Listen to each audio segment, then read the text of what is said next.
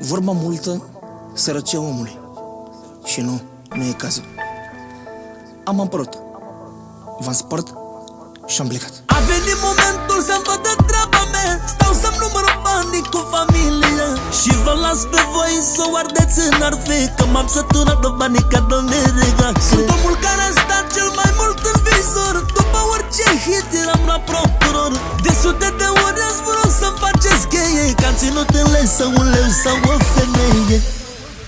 Cum e papa de la Roma în Italia, la fel rămâne Mocanu în România.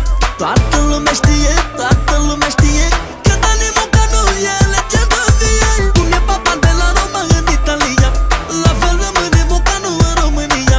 Toată lumea știe, toată lumea știe că Dani Mocanu e legendă vie.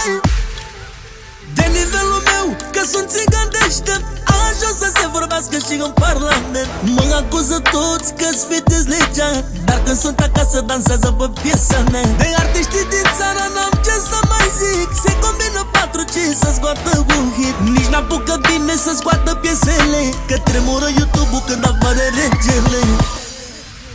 Cum e papa de la Roma în Italia, la fel rămâne Mocanu în România.